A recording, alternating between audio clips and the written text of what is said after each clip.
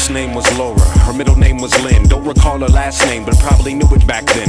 Mahogany black skin, toffee lips and awesome hips. A voice that doesn't stop or even opt to call it quits. Now on her I had a crush, of which I'm sure she was aware. But she spared my attraction and acted if it wasn't there. She treated me like a friend and I was alright with that, cause many more men had tried but denied and fell flat. And only 2 years older, but like 10 times cooler. To kick her with her would set my day off like Ferris Bueller. She knew the nature of men, so she thought privately. She broke the fourth wall one day and confided in me. Since she was orphaned at age 10, though in a loving home now, the silent effects of that event have emotionally broke her down. Unsure of what to say then, so I just stayed silent. When she saw us no help, she stuck her heart back into hiding. Alright then.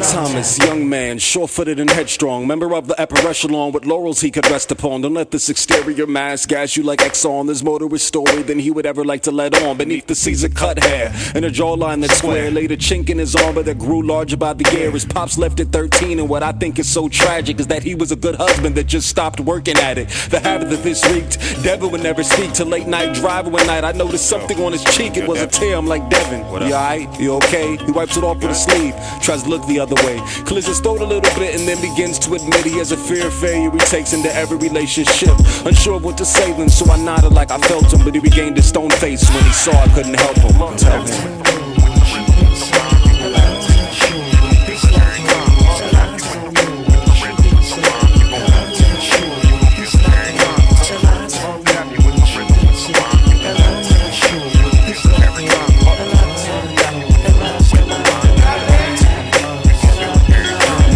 You can guess, met Lauren. Oh yeah, she straightened out the prince, limp with disillusion, coma pimp circumstance. Their reckless dance, a punch drunk love has something hidden under each kiss and every hug. Whatever do I mean by that? I mean she fears he'll leave 2 fingers and never look back. He's shown no signs of that, but her childhood got her jaded where she thinks her marriage is bound to replicate it. But wait, it ain't all her, cause Devin himself is sure set to self-destruct because of his mistrust. He wants to stick around, but he's convinced he'll fail. Rather than hurt her later, he thinks withdraw himself. Well, needless to say, they both pay a great deal. Their worst fears confirmed by prophecy self-fulfilled. Yet and still, if you see Laura Lynn or Devin, my friend, could you please tell them what I didn't say then, which is that imperfect people have birth to soar. So in this life, let us work to solve problems, hurts and flaws. Before a final curtain call, Adonai intervenes and interrupts us like Chris Matthews with things that seem to dampen our dreams. Let's reflect and reassess like the brother with the good line, but the bad brain. Catch the remnant elect, chaos theory and Kaban. Encourage you to knuckle up and ruffle feathers like chiffon. Don't die in the winter sprinter, springs around the corner for you from Pittsburgh to California. If you're listening, Devin, Laura, to the Kevins and the chorus, Shantae's and Andres, Hosanna. Thank God for the manna of the new day. New mercies, new man, new plans, new stands. God's Lovetap should be viewed as a new chance. Get it right and live a life better than they said we could. Claim the land wherever you are stepping foot. Yes, we should. Return, refresh, retune, reject, rebirth, rework, rejuvenate and reset, review, renew, replenish, redo. It's all gonna fall if it must for him to reach you. The Lovetap.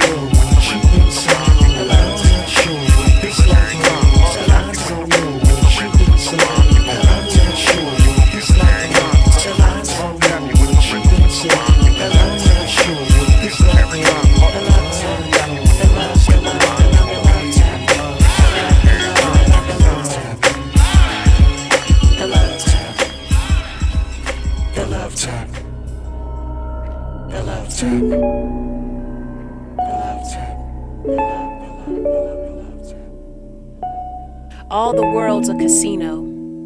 All the men and women merely gamblers, placing bets, counting chips, calculating risks. And these little bitty arms have tried their hands at boxing with God. Arms never long enough, mind never smart enough to gather enough thoughts to outfox him. And he knows just what to do to get me to honestly praying, where I forget the cliches and all the stuff I say to cover up my lack of faith and trust, when I ain't got nothing else to give except giving up. And it's tough to lay your oh-so-visible life into seemingly invisible hands, but at some point, we all end up in the place where Abraham had to stand, offering only hopes with little to no hope of recovering what we think we stand to lose. Amazingly, God never takes away our ability to choose. And I have stood at many forks in the road, put my life on hold, bartering with God for a compromise, negotiating a price to minimize my sacrifice. I raise him a Sunday morning after he sees my Friday night. But ain't no betting with God unless you are betting it all, heart, mind, body, and soul. So most times I fold.